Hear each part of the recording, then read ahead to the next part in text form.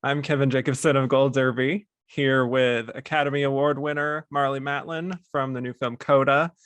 And to start things off, this film has been so acclaimed from critics, from Sundance, where it won a bunch of awards. You've gotten nominations for your work. And just now I saw that you retweeted it. It was just announced by AFI as one of the top 10 films of the year. So congrats on that. What has this past year been like for you in seeing this film that you believed in having such a positive reception?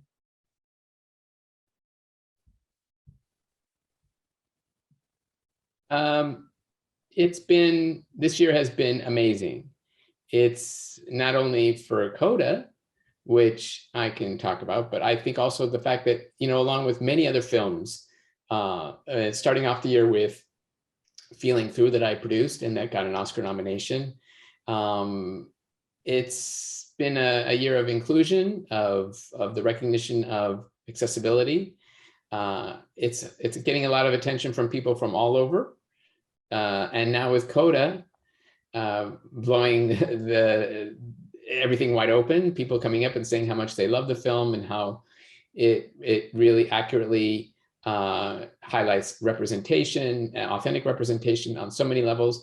Some people, I think, initially were worried about sign language and deaf actors and thought, it's all going to be about deafness or it's going to be a sad story. But instead, it was a universal story about a family, and about a family that cares for each other and that entertains, and they happen to be deaf, and they happen to have a child of deaf adults in the family, and they happen to be fishermen. And again, it works on so many levels. And I think at this time, we need this kind of movie, a feel-good movie to watch. But yeah, all in all, the attention has been great, Yeah.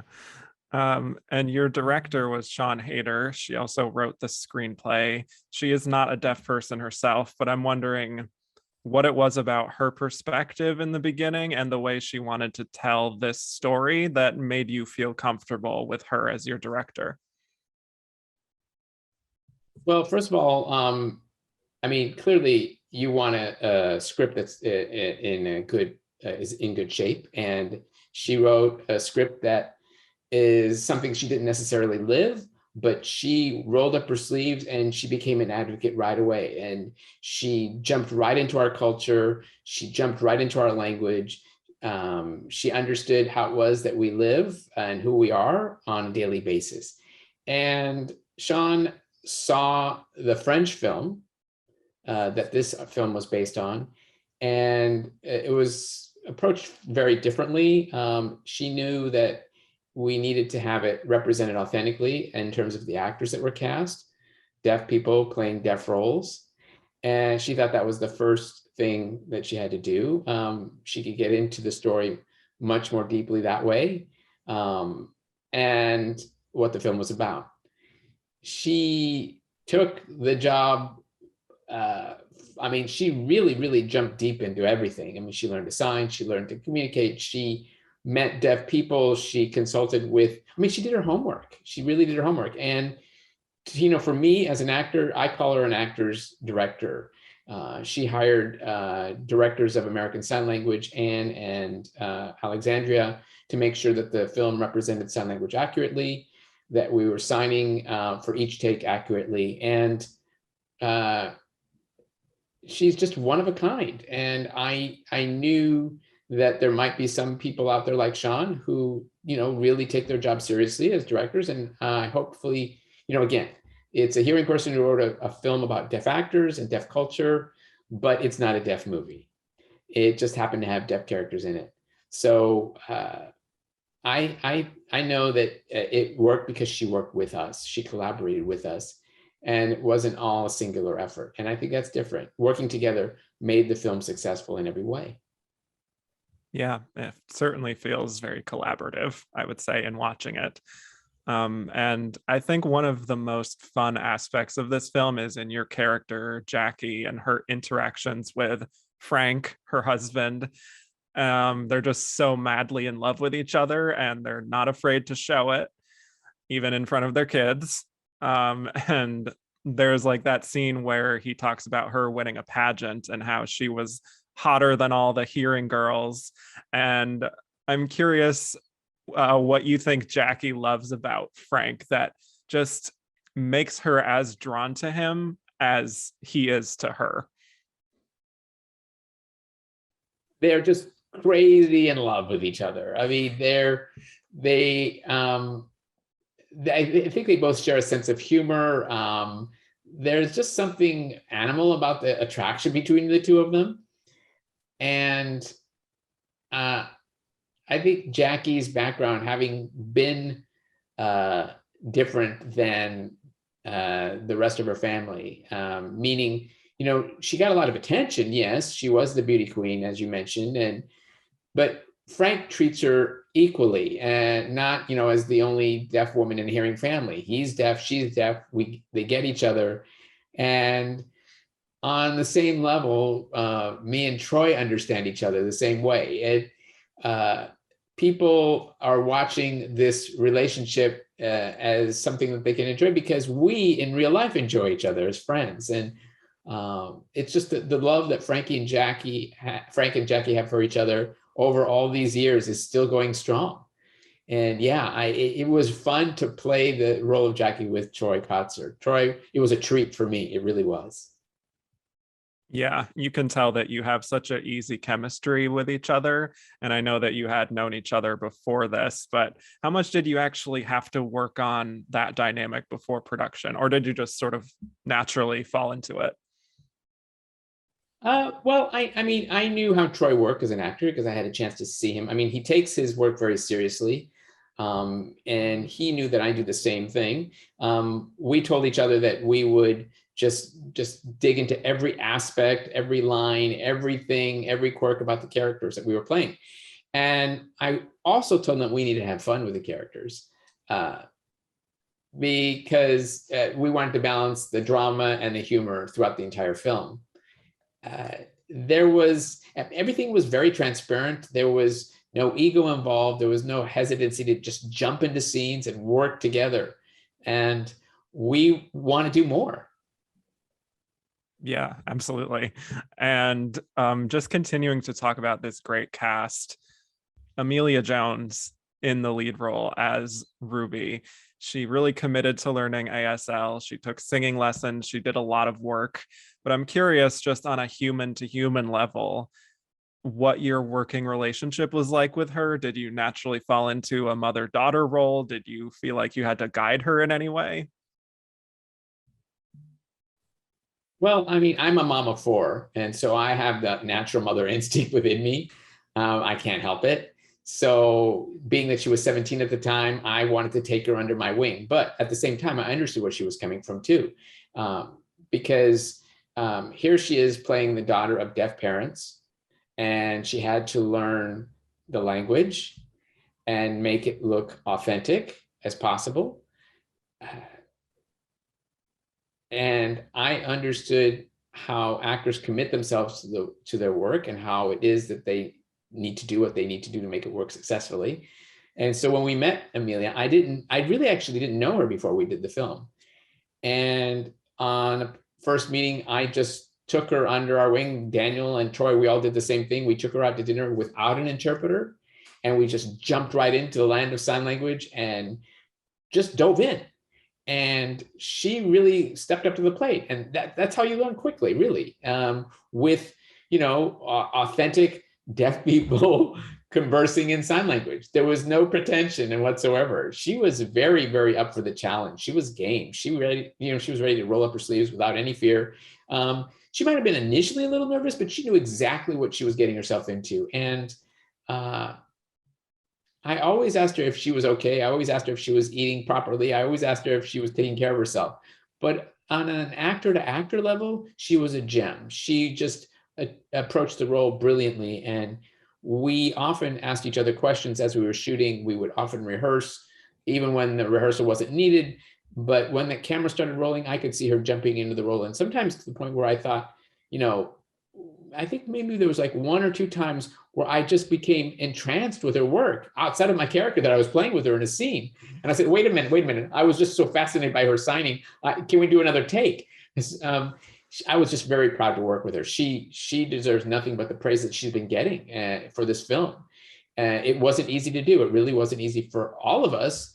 We had to learn so many things, and she really worked hard. And I think she was one of this team that worked together and collaboratively. It was great. Yeah, she's incredible. What an incredible find. And a big part of the conflict, though, is in how Jackie isn't really on board at first with Ruby wanting to become a singer.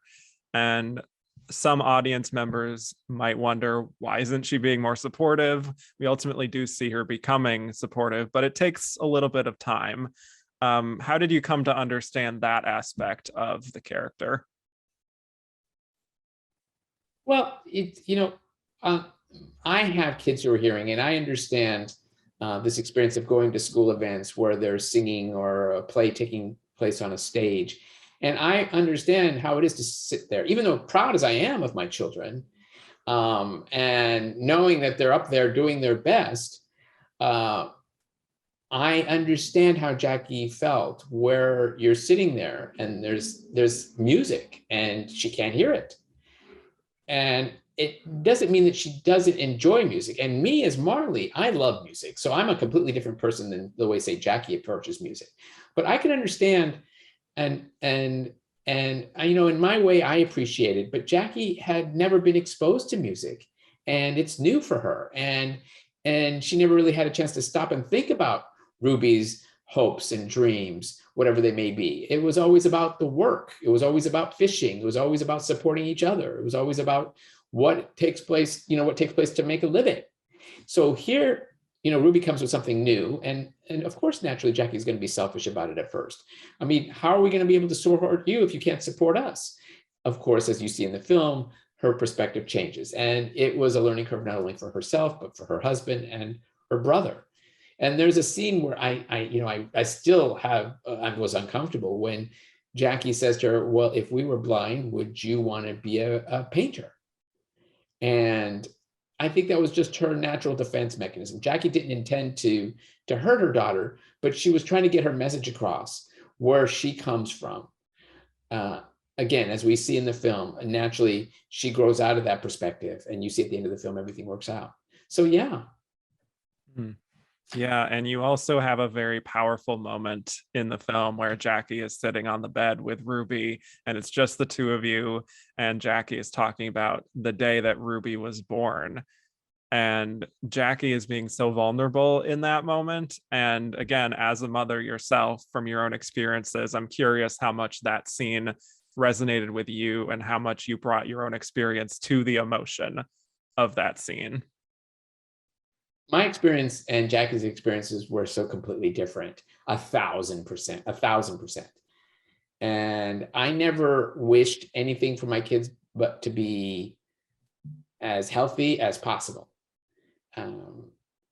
And I never thought of them or hoped for my children to be deaf or hearing, only because it just was a thought that never popped in my head. I just wanted them to have a good life as much as I could provide to them. And being a parent is hard. I understand, though, Jackie's perspective, Jackie's upbringing, even though we both came from hearing families, she had a completely different life in terms of communicating with her parents. She didn't get the attention that a deaf child should get growing up. And what Jackie went through was completely different than mine, but I understand what she was trying to say. And it really was a very hard scene to play, so completely different than I have been raised. But I understand there are people like that who want to have deaf children, and they do have deaf children, and they want to be able to have that sort of that bond that they didn't get from their own parents. So I grew up in a very inclusive environment with a hearing family who gave me nothing but support, really, everything that I had asked for, the best education, the best upbringing, and gave me the independence that not necessarily Jackie had, a foundation that Jackie eventually learned and to become who I am today. That's beautiful. And I think, just speaking more broadly, you've been such an advocate in the deaf community for so long. I actually talked with Daniel Durant last week, and he called you a legend. I think for a long time, you were one of the only deaf actors that a mainstream audience was able to recognize and was getting good opportunities. Seems like that is changing now, and we are seeing more actresses like, Millicent Simmons in A Quiet Place, Lauren Ridloff being in Eternals, these mainstream movies. I'm curious if you have actually a few actors in mind from the deaf community who you are excited about, who you do want to advocate for and you want to see more of in the future. I do know of them. There are plenty of them out there. People Yeah. who audiences haven't seen yet. But people who have been working, for example, Troye Kotzer has been working 30 years in the stage. And he hasn't been in films like that, ever. So this is his first movie. And I think Daniel has worked. He's young, but I think there are plenty of other actors out there who deserve the recognition. Shoshana Stern is one. She did a show called This Close. She's been in the business for a long time. And again, I'm excited about the fact that there are all these beautiful and wonderful actors out there that we haven't seen yet, and they're up and coming. So Eternals is so exciting for me. I mean, oh my gosh. I mean, I'm so excited about it all. I hope to see more film and television with characters coming in. Yes, absolutely.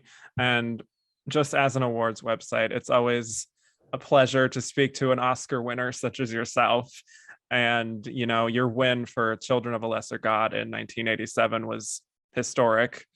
Obviously, first deaf actor of any gender to win an Oscar. I'm curious how much you remember about that award season, not just Oscar night, but the whole lead up to the Oscars, and how different that is compared to now. Well, I mean, watching, at the Gotham Awards, I thought that I was going to jump out of my chair because the excitement level was so much higher. The fact that not just one actor, but several actors getting recognized, and the amount of attention and heat and everything is so much higher now that studios are making things happen and recognizing us. I think that we're just becoming more of the mainstream, and this is so completely different. And now we're looking at not only actors, but we're looking at costumers and directors, and there's so much going on out there. And I feel like it's so much more important than ever. After all these years of making occasional appearances, but now the attention is even greater than it ever was. As I said always, that people are understanding now that deafness and disability are not costumes that you can put on and take off at the end of the day. And now we're becoming part of the mainstream, getting recognition, getting our voices heard and seen. And I think that's important. But again, I'm not the only one. I can't do it alone. That's right. That's very right. And I'm glad that things really do seem to be changing. So that is very encouraging. Well, unfortunately, we are already out of time, but for those of you watching, subscribe for more interviews and go to goldderby.com to make your Oscar predictions. Congrats, Marlee, on this film. And thanks so much for your time.